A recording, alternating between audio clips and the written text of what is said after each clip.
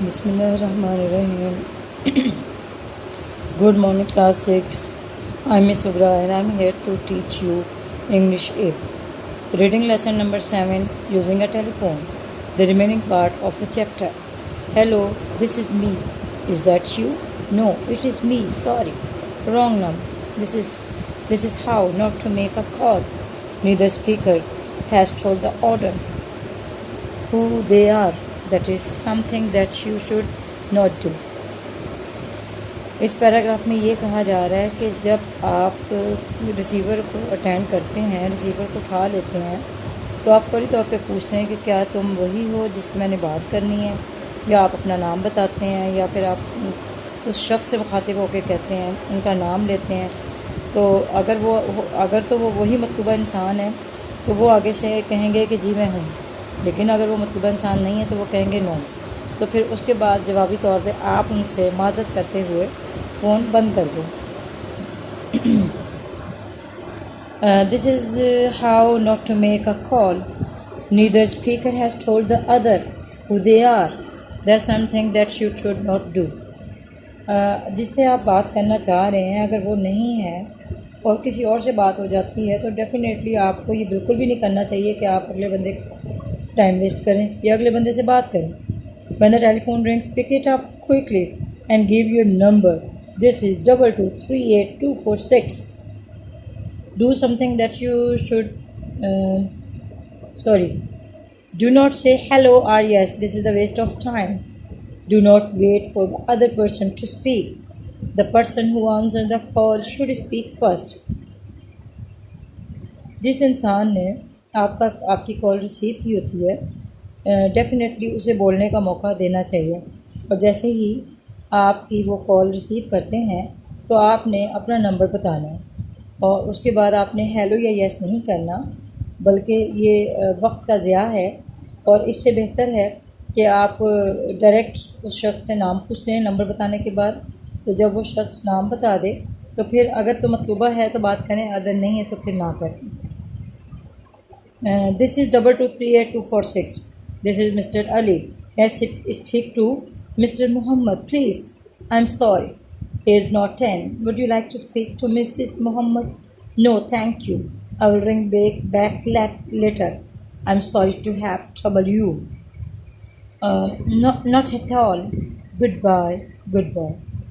इस पैराग्राफ में ये कहा जा रहा है कि जब आपके नंबर की तस्दीक हो जाती है और आपका नंबर वही होता है जिससे आपने बात करनी है, तो आगे से जवाब देने वाला इंसान कहेगा कि ये मिस्टर अली का नंबर है. तो जिसने कॉल की है वो कहेगा कि क्या मैं मिस्टर मोहम्मद से बात कर सकता हूँ. तो आगे से जवाब आएगा कि नहीं, वो तो नहीं है.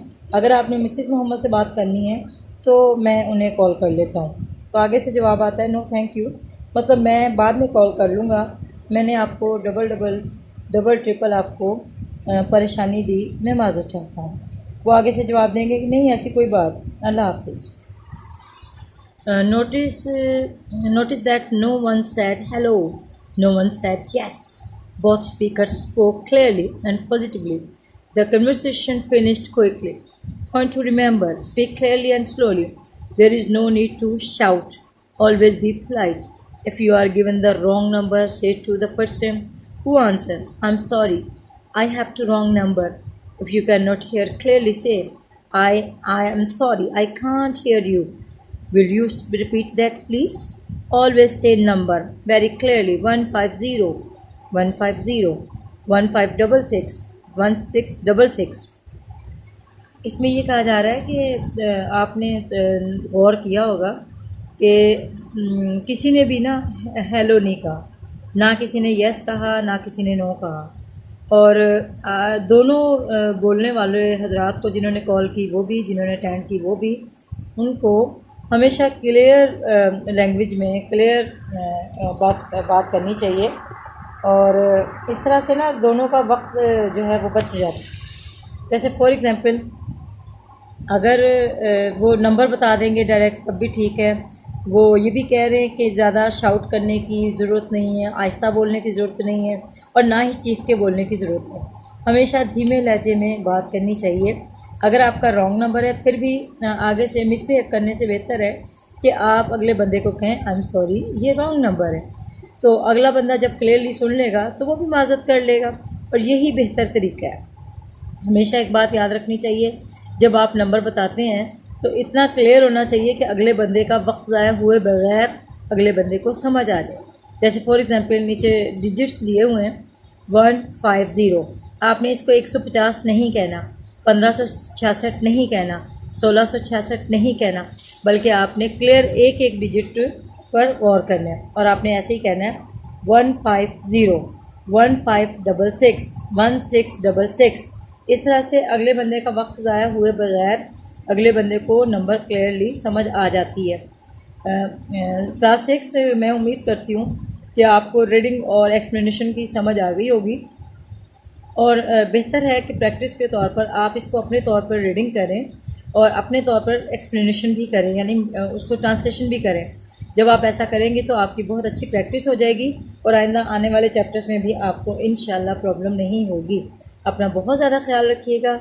अल्लाह हाफ़िज़।